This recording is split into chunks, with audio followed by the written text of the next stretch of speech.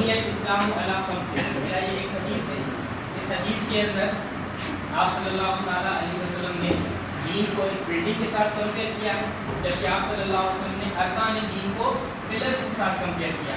اور کمپیئر کرنے کی وجہ کیا ہے؟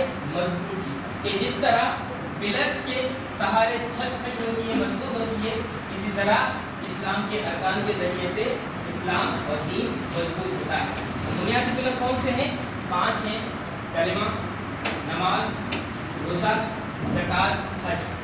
تو ان 5 ارکانوں میں سے ایک اہم رکن کے بارے میں آج ہم پڑھیں گے، یعنی زکوٰۃ.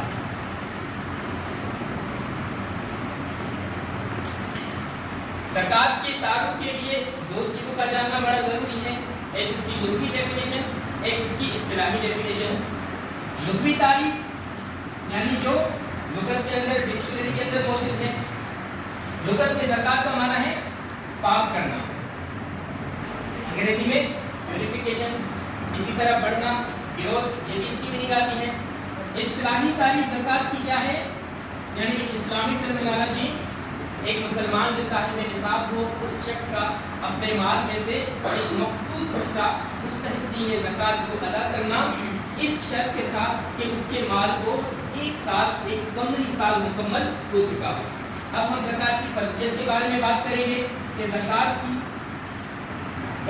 فرضیت، زکوٰۃ فرض ہے. اس کے بارے میں اللہ جل شانہ کی بہت ساری قرآن پاک کی آیت، نبی کریم صلی اللہ علیہ وسلم کی بہت ساری احادیث ہیں which strongly talks about فرضیت زکوٰۃ. جیسا کہ کچھ مقامات ایسے ہیں کہ جہاں اللہ پاک نے نماز کا حکم دیا وہاں اللہ پاک نے زکوٰۃ کا بھی حکم دیا، جیسے اقیموا الصلاۃ وآتوا الزکاۃ.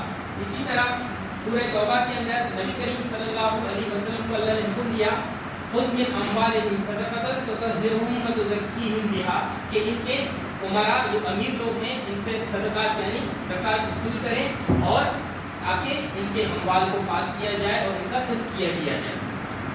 اسی طرح جن لوگوں نے زکوٰۃ کا انکار کیا، زکوٰۃ نہیں دی، قرآن پاک نے ایسے لوگوں کے خلاف وعید بیان کی ہے. سورہ توبہ آیت نمبر 34 میں اللہ فرماتے ہیں والذین یکنزون الذهب والفضة ولا ينفقونها فی سبیل اللہ فبشرهم بعذاب الیم، کہ جو لوگ سونا اور چاندی کو گاڑ کر جمع کرتے ہیں اس کو اللہ کی راہ میں خرچ نہیں کرتے، ایسے لوگوں کو دکھ دینے والے عذاب کی خوشخبری سنا دی.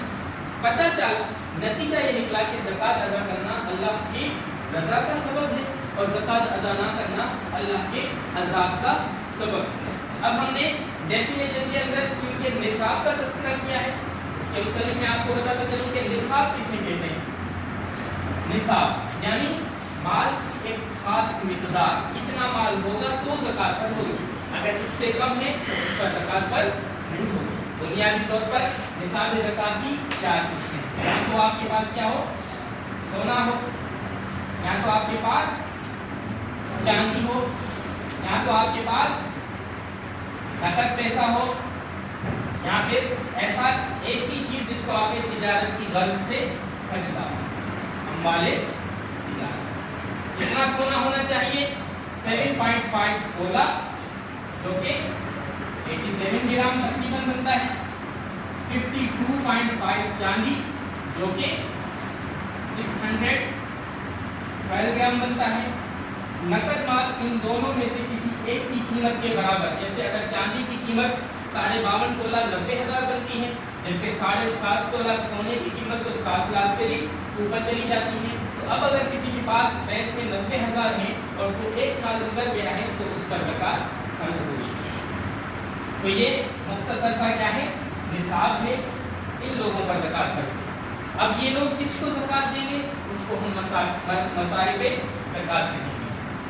یعنی زکوٰۃ کیسے لوگوں کا حق ہے؟ مصارف زکوٰۃ، ان لوگوں پر زکوٰۃ خرچ کی جائے. تو اس کا بھی ذکر اللہ پاک نے سورہ توبہ آیت نمبر 60 میں کیا ہے کہ انما الصدقات للفقراء والمساکین والعاملین علیہا. سب کو لکھ لیتا ہوں کہ زکوٰۃ کے مصارف کون ہیں؟ فقیر، نمبر 2 مسکین، نمبر 3 عاملین زکوٰۃ کے محکمے میں کام کرنے والے، نمبر 4 مؤلفۃ قلوبہم جن کا دل جوڑنا مقصود ہو، اور number 5 Ghulam ready. Your time is over.